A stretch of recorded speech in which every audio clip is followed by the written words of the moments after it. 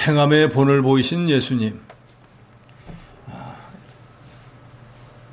여기 1절로 2절에 보면은 예수님이 유월절 전에 십자가에 못 박혀서 이제 하나님 아버지께로 돌아갈 것을 아셨다 그랬습니다. 그래서 세상에 있는 자기 사람들, 즉 제자들을 더욱 사랑하셨다 그랬습니다. 1절에 보면 유월절 전에 예수께서 자기가 세상을 떠나 아버지께로 돌아가실 때가 이른 줄 아시고 세상에 있는 자기 사람들을 사랑하시되 끝까지 사랑하시니라. 주님이 제자들을 사랑하신, 택한 자들을 사랑하신 이 사랑은 최고의 사랑으로서 죄인을 위해서 십자가에서 대신 죽어주시는 대속적인 사랑인데 이보다 더 큰 사랑은 없습니다. 그래서 요한복음 15장 13절에 보면은 사람이 친구를 위하여 자기 목숨을 버리면 이보다 더 큰 사랑이 없다라고 그랬습니다. 친구를 위해서 자기 목숨을 버리면 그 사람이 최고의 사랑을 실천한 거라고 예수께서 말씀했는데 예수님은 친구가 아닌 우리같이 비천한 자들을 위해서 대신 죽어주신 그런 분이. 예수님은 제자들에게 이런 사랑을 베풀어 주셨고 제자들뿐만 아니고 예수를 구주 믿는 모든 사람에게도 동일한 사랑을 베풀어 주셨습니다. 그런데 그런 사랑을 깨닫지 못하고 2절에 보면 마귀가 벌써 시몬의 아들 가룟 유다의 마음에 예수를 팔려는 생각을 넣었더라 그랬습니다. 예수님은 가룟 유다까지도 그렇게 사랑했는데 그 사랑을 깨닫지 못하는 가룟 유다는 어떻게 하면 주님을 팔까를 연구하고 있었어요. 4절로 17절에는 주님이 행함을 보신 것 가운데 섬김의 본을 보이신 것을 기록하고 있습니다. 그래서 특별히 서로 발을 씻어주라 하는 그런 내용입니다. 유대인의 습관은 일반적으로 식사하기 전에 발을 씻는 것이 관례라고 합니다. 그런데 오늘 본문에 보면은 식사할 때 발을 씻지 않았던 것 같아요. 그래서 4절에 보면 저녁 잡수시던 자리에서 일어나 겉옷을 벗고 수건을 가져다 허리에 두르고 이에 대하에 물을 떠서 제자들의 발을 씻으시고 그랬습니다. 그러니까 이미 발을 씻고 와서 식사를 했었어야 되는데 발을 안 씻었기 때문에 주님이 세수대에다가 물을 준비해서 제자들의 발을 씻겨 주었다는 거예요.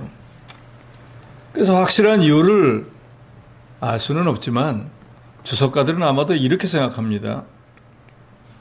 식사 전에 분명히 발을 씻었어야 되는데 씻지 못했던 것은 그 제자들이 발 씻는 일은 깜빡하고 누가 더 크냐? 누가 더 주를 위해서 많이 일했냐? 나중에 주님이 임금님 되시면은 누가 더 좋은 자리에 가서 앉느냐? 이거 싸우느라고 정신이 없어서 발 닦는 것도 잊어버렸다 그 말이에요. 그게 왜 어디에 나오면 누가복음 22장 24절 이하에 보면은 인자는 이미 작정전대로 가거니와 그를 파는 그 사람에게는 화가 있으리로다 하시니 그들이 서로 묻되 우리 중에 이를 행할 자가 누구일까 하더라. 또 그들 사이에 그중 누가 크냐 하는 다툼이 난지라 그랬어요. 그러니까 예수님이 무슨 말씀을 하시냐면 인자는 이미 작정된 대로 성부 하나님께서 작정하신 대로 인자 예수 그리스도는 이제 십자가에서 대속의 죽음을 죽을 거다라는 걸 제자들에게 말하니까 그게 무슨 의미인지는 깨닫지는 못하겠는데 그를 파는 사람에게는 화가 있도다 하는 말을 들어보니까 우리 중에서 누가 배신자가 있다는 얘기인가 해가지고 누가 배신자일까 하고 서로 저 사람인가 이 사람인가 하고 나는 아닌데 하면서 누가 배신자일까 잠깐 생각하더니 그것은 금방 지나가 버리고 그 다음에 무슨 일을 했는가 그들 사이에서 그중 누가 크냐 하는 다툼이 났다 그랬어요. 주님은 십자가에서 대속의 죽음을 내가 죽을 거야. 그래서 그 십자가에 나를 누군가 팔 사람이 있어. 그러니까 제자들이 주님을 누가 판댄다. 우리 중에 배신자가 있나 봐. 누굴까? 잠깐 생각해보고 난 뒤에는 그 다음에 무슨 일을 했는가? 내가 주의를 위해서 많이 했다. 내가 예수님 많이 따라다녔다고. 내가 봉사 많이 했다고. 나중에 내가 주님 왕이 되시면은 내가 제일 좋은 자리에 가야 돼. 이것 때문에 서로 다투는 바람에 정신이 없어서 발 씻는 것도 잊어버리지 않았느냐. 그렇게 주석하는 주석가들도 있습니다. 그래서 예수님이 어쨌든 간에 제자들의 발을 씻어주심으로 주님의 한없는 사랑과 제자들의 발을 닦아주는 겸손, 그리고 어떻게 섬기는 것이 바른 섬김인지를 예수님이 본을 보이셨습니다. 그렇지만 우리가 영적으로 깨달아야 하는 것은 예수님이 제자들의 이렇게 발을 닦아준다는 그것은 단순히 발에 묻은 더러운 것을 닦아준다는 의미도 있겠지만, 그거보다 더 중요한 것은 장차 십자가에서 예수님이 그 보배로운 피를 흘려서 택한 모든 백성의 죄를 사해 주실 것을 상징하는 것입니다. 그래서 예수님께서 이제 제자들의 발을 한 사람 한 사람 닦아주는데 시몬 베드로의 차례가 되었습니다. 예수님이 여기 섬기며 제자들의 발을 닦아준다고 할 때도 보통은 샘플로 어떤 사람을 한 사람 택해가지고 그 사람 발을 잘 닦아주면서 이렇게 발을 닦아주고 서로 닦아주라 이러고 말지만, 주님은 그게 아니. 처음부터 끝까지 모든 제자들의 발을 다 닦아주었습니다. 그런데 베드로의 차례가 되었는데, 그래도 베드로는 그 수제자잖아요. 깨달음이 다른 제자들보다는 조금 더 뛰어나지 않습니까? 여기 성경을 보면은 제자들의 발을 이거 한 명을 닦은 게 아니고 여러 명의 발을 이미 닦았어요. 그리고 이제 베드로의 차례가 된 거예요. 그런데 이미 발을 닦은 어떤 제자도 주님, 스승님이 어떻게 제 발을 닦아주신가 한 사람이 없어요. 오히려 더 기분이 좋았는 것 같아요. 그동안에는 내가 밑에서 맨날 뭐 이거 해라 저거 해라 말 들었는데 스승님이 발을 닦아주니까 기분이 좋구만. 그런데 베드로의 차례가 되니까 베드로는 다른 제자들과 다릅니다. 6절에 시몬 베드로에게 이르시되 베드로가 이르되 주여 주께서 내 발을 씻으니까. 주님, 제가 당신의 발을 씻어드려야 되는데 주님이 제 발을 씻기시다는 겁니까?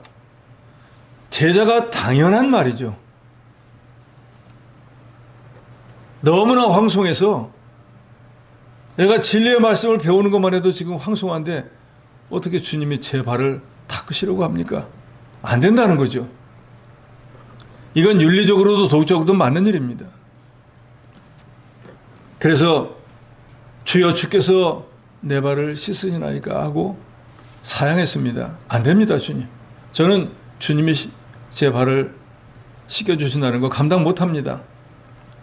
그런데 그렇게 사양하니까 주님께서는 7절에 이렇게 대답을 합니다. 7절 같이 씁니다. 7절 시작. 예수께서 대답하여 이르시되 내가 하는 것을 내가 지금은 알지 못하나 이후에는 알리라. 내가 왜 너희들을 발을 씻겨주는지 너희들은 지금 이해를 못할 거야. 그렇지만 이후에는 내가 십자가에서 대속의 죽음을 죽어주시고 그 다음에 부활하고 하나님 우편에 승천하고 난 뒤에 내가 지금까지 했던 모든 일들이 왜 그렇게 했는지, 무슨 의미로 이것을 했는지를 그때는 너희가 깨닫는데 지금은 모를 거야 라고 주께서 말씀하셨습니다. 그래서 우리가 하나님의 말씀을 배워도 진리는 자기가 깨달은 것만큼밖에 이해하지 못해. 그래서 신앙에 격차가 있는 거예요. 10년 믿은 사람과 20년 믿은 사람이 분명히 차이가 있을 수밖에 없어요. 주일학생과 청장년은 차이가 있을 수밖에 없어요. 왜? 깨달음이 다르니까요. 그래서 우리가 할 수만 있으면 많이 하나님을 알고 하나님의 말씀을 깨닫는 면이 있어야 돼요. 제가 여러분에게 누누이 그런 말씀 드리지만, 예를 들어서 아파트를 비유할 때 10층 사는 사람은 1층 사람이 보지 못하는 걸 봐요. 그렇다고 그게 없는 사실이 아니에요. 있는 사실인데 육신의 어떤 제한으로 인해서 1층에 있는 사람이 보지 못하는 걸 10층 사람은 그만큼 높이로 이미 올라가 있기 때문에 볼 수 있는 거예요. 그런데 그 10층에 있는 사람이 1층에 내려와가지고 내가 뭘 봤다고 하면 1층 사람은 자기 눈으로 보지 않았기 때문에 절대로 못 믿어요. 그런다고 해서 그 사실이 없어지는가? 없어지지 않습니다. 분명한 사실인 거예요. 우리가 진리를 깨닫는 이와 똑같은 거예요. 그러니까 우리가 점점 세월이 갈 때마다 우리 믿음의 단계가 높아져야 되는 이유가 여기에 있다 그 말이에요. 똑같은 시간에 똑같은 말씀을 들어도 어떤 사람은 그걸 은혜로 받고 어떤 사람은 그걸 시험으로 받는 사람이 있습니다. 어떻게 그런 일이 있을 수가 있겠어요? 똑같은 말씀인데 다 같이 은혜를 받든지 다 같이 시험이 돼야지. 어떤 사람은 은혜가 되고 어떤 사람은 시험이 된다. 완전히 극과 극을 달리잖아요. 왜요? 깨달음의 차이라 그 말이에요. 정말로 깨달으면은 책망의 말씀도 은혜가 되는데 깨닫지 못하면 책망은 곧 나에 대한 저주가 되고 나를 멸시하는 게 되니까 그 사람은 시험으로 느끼는 거예요. 그러니까 저도 여러분도 깨달음이 점점 많아지면 모든 하나님 말씀이 다 은혜가 될 수밖에 없는 거예요. 그러니까 저도 여러분도 어떨 때 말씀을 듣다가 이거 시험이 올라 그러는데 그러면 내가 깨달음이 부족하구나 하고 생각하셔야 돼요. 그러잖아요. 어떤 다른 분 믿음 있는 분을 보니까 주여 아멘 하고 있는데 왜 나는 시험이 될까? 내가 아직도 무지하구나. 내가 깨달음이 부족하구나. 정말 이렇게 생각하셔야 돼요. 왜요? 동일한 시간 내에 어떤 사람과 차이가 나고 있으니까. 제자들이 지금은 신앙이 어려서 주님이 말씀한 것을 깨닫지 못했지만 후에는 믿음이 진보하고 나면은 자라날 수 있기 때문에 주님이 이렇게 말씀하셨습니다. 그런데 베드로는 그 말씀의 뜻이 뭔지 모르니까 그저 도덕적으로 윤리적으로 스승이 어떻게 제 발을 닦아줍니까 해서 내 발을 절대로 씻지 못합니다. 어떻게 보면은 도덕적으로 보면은 너무나 당연하고 또 베드로 같은 마음이 있어야 됩니다.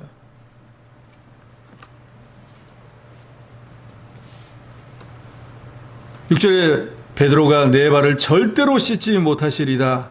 그랬더니 예수님께서 이렇게 대답하십니다. 내가 너를 씻어주지 아니하면 내가 나와 상관이 없느니라. 내가 너를 씻어주지 아니하면 내가 내 발을 씻기지 않으면 너는 나와 상관이 없다 그랬습니다. 당연하죠.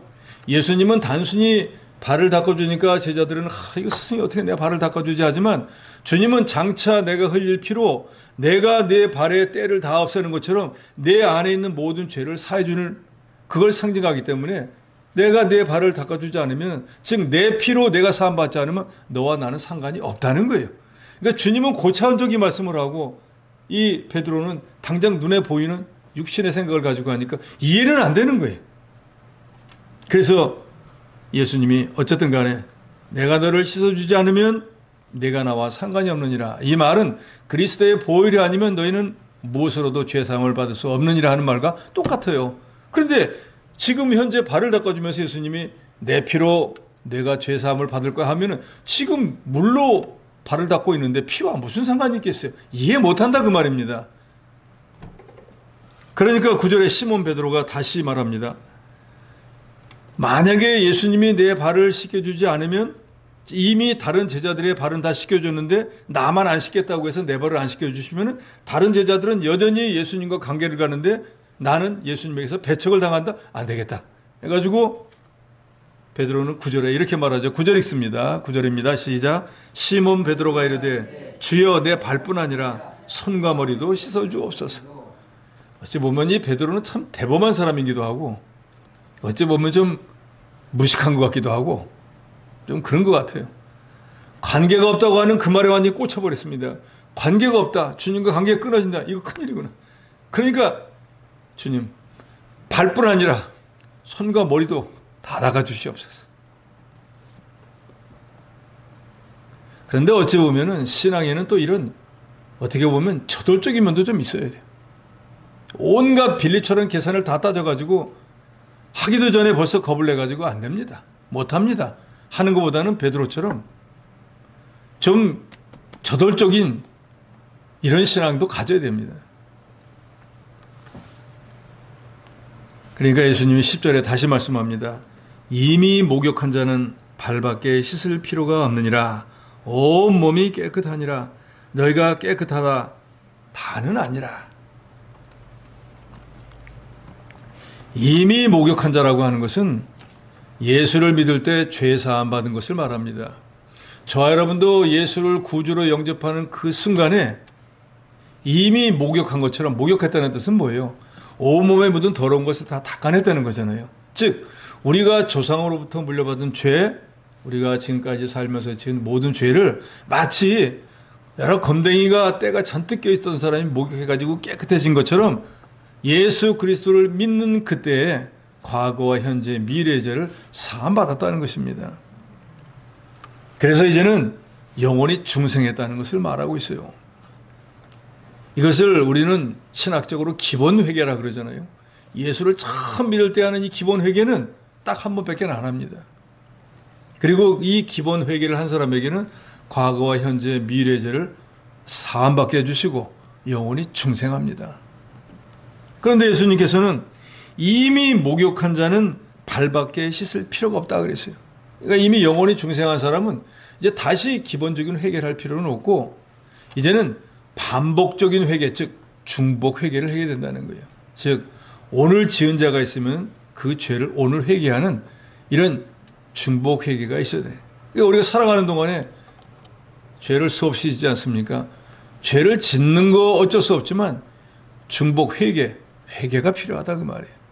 그러니까 그것이 바로 이미 목욕한 자 예수 그리스도를 구주로 영접해서 기본적으로 과거와 현재 미래의 죄를 사함받은 사람은 이제 발밖에 발로 걸어다니다 보면 여러 가지 더러운 게 묻는 것처럼 내가 하나님 말씀으로 살지 못해서 죄은지가 있으면 그 죄를 발을 닦는 것처럼 날마다 회개해야 된다는 말입니다. 그것이 바로 발을 닦는 것이에요. 그래서 12절에 보면 그들의 발을 씻으신 후에 옷을 입으시고 다시 앉아 그들에게 이르시되 내가 너에게 행한 것을 너희가 아느냐? 내가 왜 너희들 발을 닦아주었는지 너희들 깨닫겠느냐? 하고 예수께서 물으십니다. 그런데 이미 우리가 상고했지만 베드로도 주님 제 발을 닦으실 수 없습니다. 왜 닦아주는지를 몰랐으니까요. 그러니까 예수님이 내가 내 발을 닦지 않으면 너는 나와 상관이 없어 하니까 아니 주님 그러면은 저 발 아니고 손발도 머리까지도 다 닦아주세요. 그리고 그 이전에 주님 말씀했죠. 지금 내가 하는 것을 너희가 깨닫지 못하지만 나중에는 알게 될 것이다. 그래서 발을 다 닦고 난 뒤에 주님이 다시 제자들에게 묻죠. 너희에게 행한 것, 내가 너희들 발 닦아준 것을 왜 닦아주었는지 그게 무슨 뜻인지 너희가 알겠느냐? 라고 물었습니다. 그렇지만 오늘 본문에 나오지만 제자들은 알지 못했습니다. 그러면서 13절에 말씀합니다. 너희가 나를 선생이라 또는 주라 하니 너희 말이 옳도다. 당연하죠. 예수님이 제자들을 모았으니까 선생이 될 것이고요. 예수님이 그리스도이고 하나님의 아들인 것을 믿었으니까 주님이 되는 것이고요. 그래서 예수께서 너희가 나를 선생 또 나를 주라고 하는 거 너희 말이 옳다. 내가 바로 그러하다. 그런 사람이다. 14절에 내가 주와 또는 선생이 되어서 너희들이 나를 주라고도 하고 나를 선생이라고 하니까 내가 너희의 주 너희의 선생이 되어서 너의 발을 씻겼으니 그 말은 보통 발을 씻긴다고 하는 건 당시에 종들이 주인에게 하는 거예요. 그런데 예수님은 지금 제자들에게 말합니다. 너희들은 나를 주라고도 하고 나를 선생이라고도 하지. 그래 내가 너의 주도 되고 너의 선생이야. 그런데 너희가 나를 주라고도 하고 나를 선생이라고도 하는데 내가 너희의 발을 씻어주었으니 너희도 서로 발을 씻어주는 것이 옳으니라. 자, 너희가 나를 주라고도 하고 선생이라고 하니까 당연히 너희가 내 발을 닦아주어야 되는데 내가 너희 발을 닦아주었잖아. 너에게 본을 보였잖아. 너희 12명을 내가 다 닦아주었잖아. 그러니까 주님은 뭐라고 합니까? 너희 발을 내가 씻어주었으니까 내가 너에게 본을 보였으니까 너희도 어떻게 하라고요? 서로 발을 씻어주는 것이 옳으니라 그랬습니다.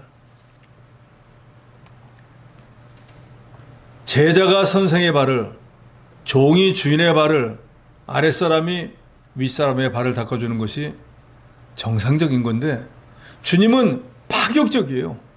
그 당시에 어느 누구도 하지 않은 그 당시에 사람의 눈으로 볼 때면 이 사람 정신이 좀 이상한 사람이에요. 더더욱이 제자들에게도 분명히 말씀합니다. 내가 어떤 사람인가? 너희가 나를 주라고도 부르고 주인이라고 부르고 너희가 나를 선생, 스승이라고 부르니까 당연히 제자들과 주라고 부르는 종들이 그 주와 스승의 발을 닦아주는 것이 지극히 당연한 일인데 그 주가 되고 선생이 되는 예수님께서 제자들의 발을 닦아주는 것은 그 당시에 상상할 수 없는 일이에요. 우리 주 예수 그리스도가 이 세상에 무슨 종교를 창시했다고 하는 그런 사람과 전혀 다른 점이 바로 이런 점이에요. 우리 주님은 우리를 직접 찾아오시고 우리를 섬기시고 우리를 위한 대속의 죽음을 주고 오셨어요.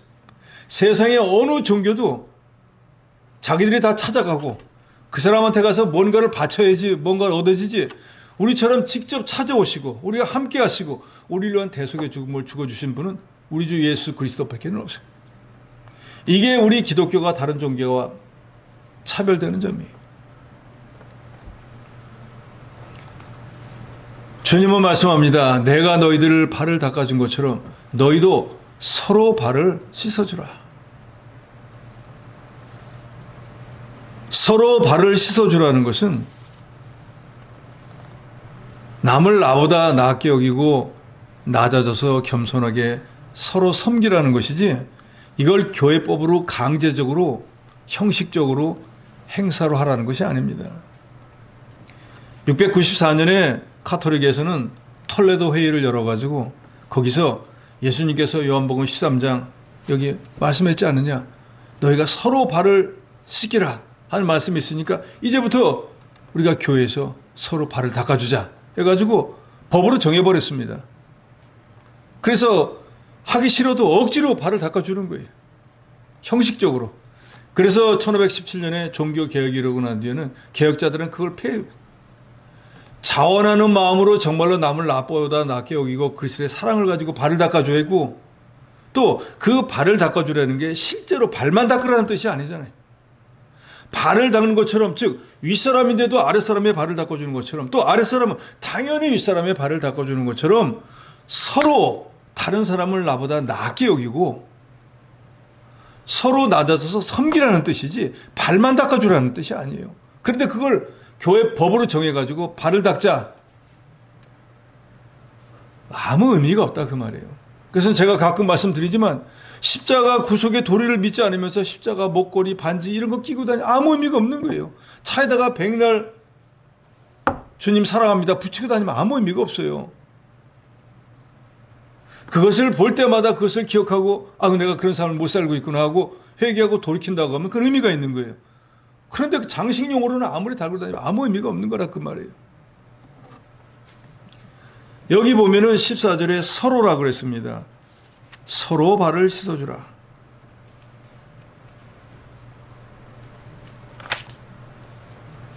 또 34절에 보면은 사랑의 계명을 주시는데도 새 계명을 너희에게 주노니 서로 사랑하라. 내가 너희를 사랑한 것 같이 너희도 서로 사랑하라. 너희가 서로 사랑하면 이로써 모든 사람이 너희가 내 제자인 줄 알리라. 그래서 여기 서로라는 말이 나오는데 이 서로라는 단어를 영어 성경에 보면은 one another라고 그랬습니다. 그래서 이 서로라고 하는 표현이 영어에는 두 가지예요. each other, one another. 근데 굳이 구분을 한다면은 each other는 둘씩일 때, 서로 한다 그럴 때 둘일 때 each other. 근데 one another는 세 명 이상일 때. 근데 실제로 구분은 안 된다 그래요. 그러니까 불특정 다수가 세 명이 있는데 한 사람이 두 사람을 섬긴다든지 아니면 두 사람이 한 사람을 섬기는 게 아니라 한 사람이 서로를 섬긴다. 한 사람이 나머지 두 사람을, 이 사람은 또 나머지 두 사람을, 이 사람은 나머지 두 사람. 이게 서로라는 뜻이래요. 그래서 저는 지금 목회하면서 여러분들에게 늘 이 말씀을 드립니다. 남을 섬기는 것도 서로를 발을 닦아주는 것도 서로 닦아주라 그랬지, 성도 여러분이 무조건 목사에게 순종하고 목사 발만 닦는 게 아니에요. 목사도 할 수만 있으면 성도의 발을 닦아줘야 돼요. 사랑하는 것도 똑같아요. 성도 여러분은 무조건 목사님을 사랑하고 섬기는 것이 아니고 당연히 그렇게 되어야죠. 그러나 섬김을 받는 목사도 똑같은 마음으로 성도들을 존중하고 사랑해야 돼요. 그러니까 이 서로라고 하는 말은 섬김에서도 사랑에서도 똑같습니다. 어느 일방적인 어느 한편만 아래에 있는 사람, 윗사람을 무조건, 이게 아니라 그 말이에요. 성도는 무조건 교육자를, 이게 아니라 그 말이에요. 원칙은 맞아요. 주님도 말씀했잖아요. 너희가 나를 주라, 나를 선생이라. 그 말은 당연히 제자된 종된 너희가 나를 섬겨야 된다는 거예요. 그러나 나는 너희를 사랑하고 그래서 나는 너희를 섬긴다는 거예요. 이게 주님의 위대한 신앙이에요. 주님은 이 일을 위해서 우리에게 오셨다고 본문에 말씀하고 있습니다. 그래서 제일 먼저 서로 발을 닦아주라는 거예요. 그리고 두 번째는 이미 제가 말씀드렸지만 그 25절 이하에 나오잖아요. 서로 사랑하라는 거예요. 그러니까 오늘 본문에서 주님이 우리에게 행함으로 본을 보이는 것은 두 가지인데, 첫째는 서로 발을 닦아주라. 서로 사랑하라. 그런데 이것은 두 가지지만 결국은 한 가지일 수 있어요. 서로 사랑하는 마음이 없으면 절대로 남의 발을 못 닦아줍니다. 그러잖아요? 얼굴도 보기 싫은데 어떻게 발을 가서 닦아줘요? 발을 닦았다 그랬지만 실제로는 낮아져서 섬기는 거 아닙니까? 그리스도의 사랑을 가지지 않으면 그 사람 앞에 가서 어떻게 낮아져서 섬길 수 있겠습니까? 그런데 그것이 일방적으로 교회에서 평신도는 그보다 높은 직분에 있는 사람을 일방적으로 섬기고 일방적으로 낮아서서 겸손하고 일방적으로 사랑하는 게 아니라, 밑에 있는 사람은 윗사람을 사랑하고 윗사람은 또 아랫사람을 사랑하고, 밑에 있는 사람은 주인을 낮아서 섬기고 주인도 종처럼 낮아서 섬기라는 거예요. 그러면 서로가 낮아져서 서로 섬기고 서로 남을 나보다 낫게 여기니까 거기에 무슨 다툼이 있고 거기에 무슨 싸움이 있고 거기에 무슨 불평불만이 있을 수가 있겠습니까? 이 세상에 싸움은 뭐예요? 다 나보다 남을 낫게 여기는 게 아니라 자기가 남보다 더 낫다고 생각하고 더 높은 자리에 올라가려고 하기 때문에 싸우는 거 아닙니까? 그래서 우스갯소리에 그런 게 있잖아요. 지옥에 가보면은 기다란 젓가락을 가지고 숟가락을 가지고 그 숟갈로 떠가지고 자기 입에 안 들어오니까 그거 먹으려고 애를 쓰는데, 천국에 가니까 긴 걸 가지고 앞 사람을 딱 먹여주더라잖아요. 상대방 사람 딱 떠서 먹여주고, 그걸 갖고 자기 혼자 먹으려니까 안 먹어지는데 천국에 있는 사람은 생각이 다른 거예요. 남을 먼저 먹여주니까 당연히 그 사람 또 먹여줘. 이게 바로 낮아서 섬기는 거라 그 말이에요. 우리가 정말로 이 주님이 오늘 요한복음 10장에서 말하는 것은 내용은 길지만 딱 두 가지예요. 서로 다른 사람의 발을 닦아주라. 즉 남을 나보다 나게 여기고 내가 낮아져서 먼저 섬기라는 거예요. 예수님은 다른 데 또 이렇게 말씀하잖아요. 너희가 만약에 섬김을 받고 싶으면 너희가 남을 먼저 섬기라는 거예요. 그래서 이해하기 쉽게, 너희가 만약 대접을 받고 싶으면 너희가 먼저 어떻게 하라 그러죠? 남을 대접하라는 거예요. 내가 이 사람한테 이런 대접을 좀 받고 싶은데 하면 내가 그 사람에게 받고 싶은 이런 대접을 그 사람에게 먼저 해주라는 거예요. 그럼 그 사람이 정상적인 사람이면은, 아이고 이 사람이 이분이 왜 이거 나한테 이렇게 할까 하고 황소하게 생각하는 베드로처럼 생각할 거라 그 말이에요. 아니 내가 대접을 해야 되는데 왜 이분이 나를 대접하지? 정상적인 사람은 그렇다 그 말이에요. 그러면 그분이 어떻게 하겠어요? 이 사람이 약간, 이 사람을 잘 이용하면 내가 늘 먹는 데는 부족이 없겠다 해가지고 그 사람을 이용할까요? 그게 아니라 그 말이에요. 한두 번 그렇게 하고 난 뒤에는 이거 나도 어떻게 기회가 되면 이분을 좀 대접을 해야겠다 이런 마음이 생길 거라 그런 말이에요. 그러면 이분이 대접을 하니까 또 이분이 대접을 하고 서로 왔다 갔다 보니까 결국은 내 걸로 내가 먹는 거지만 마음은 대접할 때 그렇게 좋을 수가 없잖아요. 지금 우리 교회가 그렇지 않습니까? 다른 교인들을 위해 가지고 주일날 대접을 하는 거예요. 대접을 받는 우리는 대접을 받으니까 기분이 좋아서 오늘 누가 대접합니다 하지만 먹으면서 기분이 얼마나 좋아요. 그런데 그 대접한 그분은 오늘 어느 분이 대접합니다 할 때 속으로 마음이 막 뿌듯할 거라고. 내가 그거 별것도 아닌데 이거 가지고 이렇게 만난 걸 해가지고 우리 사랑하는 성도들이 다 같이 식사를 하니까 이거 얼마나 기분이 좋은 거야. 그러니까 그런 것이 이제는 아예 관습화돼 가지고요. 이제 뭐 줄을 섰다 그러잖아요. 그러니까 얼마나 감사한 일이에요. 서로 대접하라 하는 것이 실천이 되고 있는 거 아닙니까? 말로만 서로 대접하라 하는데 평생 하나님의 교회에서 신앙생활하면서 남을 대접해 본 적 한 번도 없이 가는 사람도 수두룩 합니다. 대접이 뭔지도 모르는 사람들도 많아요.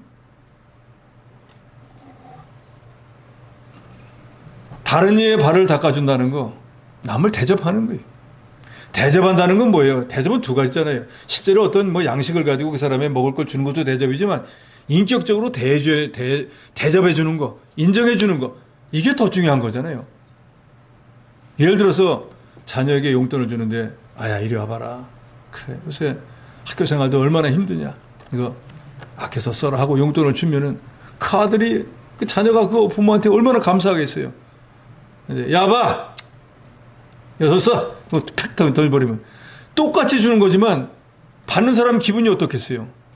아니, 나를 뭐 거지로 생각을 하나? 아, 부모라고 꼭 이렇게 줘야 되나? 이럴 거 아니에요? 그런데 똑같은 말이라도 아버지가 재버리면 내가 좀 많이 주겠는데 너도 알지 않냐? 조금이지만 아껴서 써라. 그 얼마나 자식 입장에서는 부모가 감사하겠어요.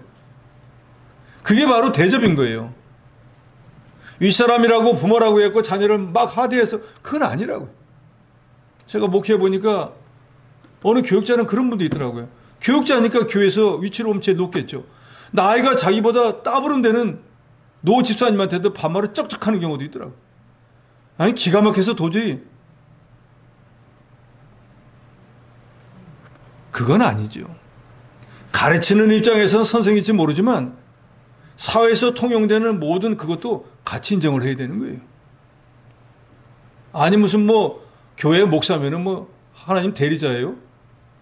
그건 천주교에서나 황당한 소리 하는 거예요. 자기들이 하나님의 대리자라고.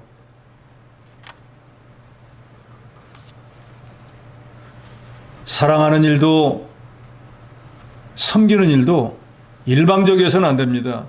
서로 하셔야 됩니다.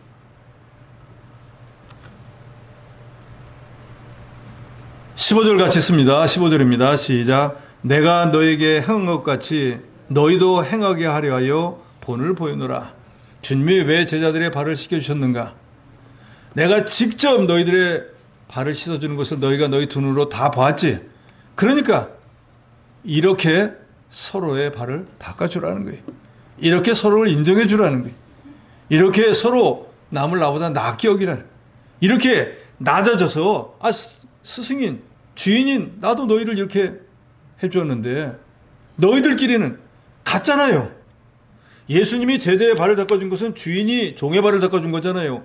스승이 제자의 발을 닦아준 거잖아요. 그런데 너희가 서로 사랑하라 할 때 제자들은 같아요. 수평이라 그 말이에요. 위에 있는 분도 아랫사람 발을 닦아주는데 한편으로 같은 위치에 있으면 못 닦아주겠느냐 그 말이에요. 그런데 현실 세계는 어떻습니까? 같은 위치에 있으면 못 닦아주는 게 태반이라 그 말이에요. 그래서 우리 주님이 너희가 내가 어떻게 했는지를 보고 나를 따라하게 하기 위해서 내가 너에게 본을 보여줘. 16절에 내가 진실로 너에게 이르노니 종이 주인보다 크지 못하고 보냄을 받은 자가 보낸 자보다 크지 못하다. 당연하겠죠.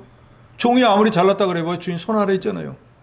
보냄을 받았다는 것은 어떤 주인이 야 어디 뭘 해라 해서 보냄을 받았다는 거예요. 그 사람이 심부름 가는데 그 심부름을 시킨 사람보다 클 리가 있겠냐 그 말이에요. 17절 같이 있습니다. 17절 시작. 너희가 이것을 알고 행하면 복이 있으리라. 예수님을 본받아서 서로 발을 씻어주는 생활, 즉 서로 섬기고 낮아짐으로 사랑을 실천하는 자가 복이 있다는 거예요. 그러니까 우리가 하나님의 교회에서 서로 높임을 받으려고 하지 말고 오히려 낮아져서 섬기는 자가 복이 있는 자예요. 주님이 이렇게 말씀하잖아요. 이것을 알고 행하면 복이다. 알고 해야 된다 그 말이에요. 무지해서 몰라서 하면 안 되고 알고 해야지. 저는 그래서 자녀에게도 가끔 이런 말을 합니다. 모르고 속지는 말고 알고는 속아줘라. 모르고 속는 거는 그건 무지한 거예요. 속된 말로 사기당하는 거예요. 그렇지만 알고 속는 거는요. 내가 스스로 알지만 양보하는 거거든요. 우리 믿음의 세계도 똑같습니다. 그러니까 우리가 서두에도 말씀드려도 진리의 말씀을 많이 알아야 돼요. 신앙이 진보해야 되는 이유가 여기에 있습니다. 서로 섬기고 낮아짐으로 사랑으로 실천하는 자가 복 있는 자이고 하나님 앞에서 큰 자로 인정받을 것입니다. 우리가 잘 알듯이 하나님 나라에서는 섬김을 받는 자보다 섬기는 자가 큰 자고 우두머리라 그랬습니다. 너희가 이것을 알고 행하면 복이 있으리라.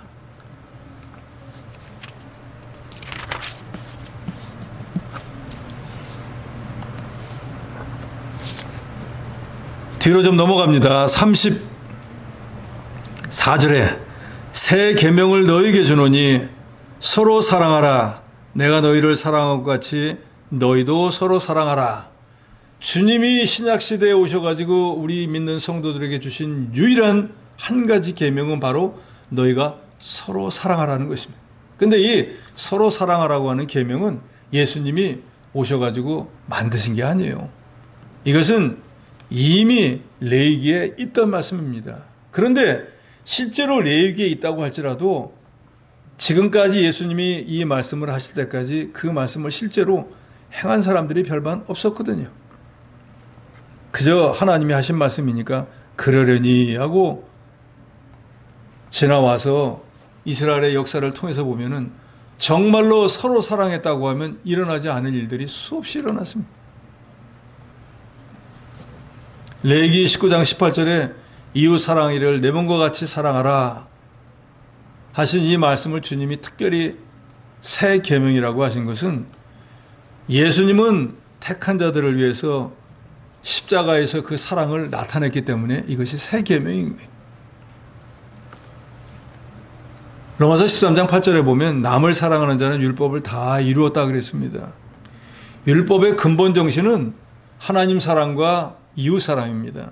그렇기 때문에 남을 사랑하는 자는 율법을 이룬 거와 마찬가지예요. 그래서 요한일서 3장 18절에 보면 우리가 사랑을 하되 말과 혀로 형식적으로 하지 말고 정말로 행함이 따르고 마음으로부터 우러난 진실함이 있어야 된다 그랬습니다. 자녀들아, 우리가 말과 혀로만 사랑하지 말고 이건 말뿐인 형식적인 사랑을 하지 말고 오직 행함과 진실함으로 하자 그랬습니다. 오직 행함과 진실함은 뭐예요? 남을 나보다 여기고 대접하라. 그러면 실제로 대접을 해보는 거예요. 남을 나보다 낫게 여기라고 하면 정말로 다른 사람 앞에 가서 저는 아무것도 안 합니다 하고 다른 사람을 나보다 낫게 여기는 거예요. 실제로 낮아서 섬기는 거예요. 발을 닦아줘 보는 거예요. 말로 하는 사랑은 누구나 다 합니다. 근데 그것은 그저 말뿐인 거예요. 아무런 효과가 없습니다. 그래서 야고보서도 비슷한 말씀을 하잖아요. 형제가 굶주려 가지고 먹을 것이 없어 가지고 뭔가 먹을 걸 얻으러 왔는데 가서 배부르게 해. 입을 잘 덮고 뜨뜻하게 자라고. 그 몸에 쓸 것을 아무것도 안 줬는데 어떻게 그 사람을 배부르게 하고 따뜻하게 할 수 있겠어요? 떡 한 조각이라도 주고 옷까지 하나라도 주어서 그 사람에게 필요한 걸 줘야지. 말로 하는 사랑은 아무것도 아닌 거예요.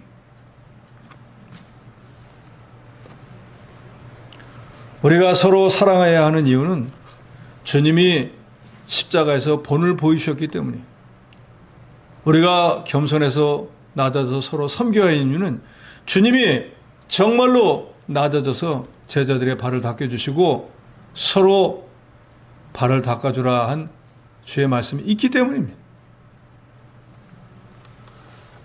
그래서 우리가 정말로 남을 사랑하고 주의 말씀대로 낮아서 섬기면 그것을 보고 믿지 않는 사람들이 이 사람들은 예수의 제자가 분명하구나 라고 깨달아 알 수 있다는 거예요.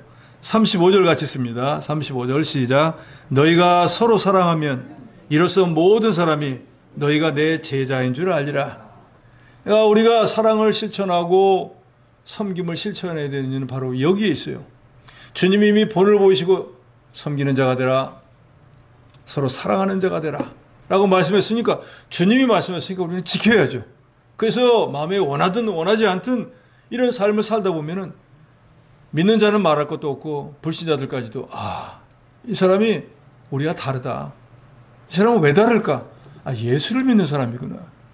교회 집사님이구나. 교회 권사님이구나. 이걸 깨달아 알 수 있다는 거예요. 그래서 유명한 전도자 D.L. 무디는 가식적인 사랑은 혀끝에 있고 참 사랑은 손끝에 있다 그랬어요. 그러니까 입에 발린 소리만 하는 사람은 말로만 사랑해 사랑해 하지만 정말로 그 사람을 사랑하는 사람은 손끝에 있다는 거예요. 손을 가지고 사용해서 뭔가를 그 사람이 필요한 걸 나눠주고 그 사람을 위해서 뭔가 수고를 한다 그 말이에요. 우리는 우리 주님이 우리에게 주신 이 새 계명을 힘써 실천함으로 우리가 정말로 주의 제자인 것을 모든 사람들이 알도록 해야 됩니다.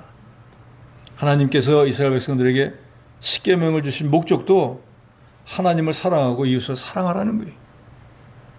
주님은 오늘 본문을 통해서 우리에게 직접 어떻게 섬기는 것인가, 어떻게 사랑하는 것인가 본을 보여주시고, 우리가 혹시 몰라서 그 일을 못할까 봐 본을 보여주시고 먼저 앞서가시면서 이렇게 사랑하는 거야, 이렇게 섬기는 거야, 이렇게 낮아지는 거야, 이렇게 대접하는 거야 하고 우리에게 본을 보여주셨기 때문에 우리는 이미 주님이 어떻게 한지를 다 압니다.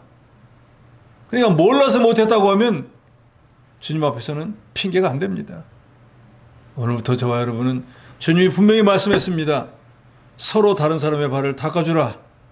낮아져서 섬기는 자가 되라. 서로 사랑하라. 일방적이 아니고 사람이 밉든 곱든 윗사람이 되었든 아랫사람이 되었든 서로 사랑하라고 했으니까, 내가 해야 되는 것은 남이 나를 사랑하든 안 하든, 남을 대접하든 안 하든, 나에게 낮아져서 나를 인정하든 안 하든 내 몫은 내가 낮아져서 섬기고 내가 사랑할 것뿐이에요. 이걸 하지 않으면 주님의 계명을 어긴 것이 될 것이고, 내가 이 계명을 지키면은 남이 나를 알아주든 안 알아주든 주님은 알아주실 것이고, 나는 주님 앞에 책 잡힐 것이 없이 떳떳할 것입니다. 그리고 그것이 바로 우리가 마땅히 이 시대에 해야 될 일이고 주님의 제자가 된 표고, 그런 성도들이 모이는 교회가 참된 교회의 표지가 될 것입니다. 다른 모든 내용들은 이 두 가지로 다 요약이 됩니다. 결국 주님이 이 13장에서 행함을 보이셨는데 그 행함은 우리에게 두 가지를 실천하라는 것입니다. 제자들의 발을 닦아준 것처럼 우리도 다른 사람의 발을 닦아주는 것. 실제로 발을 닦아줘도 좋죠.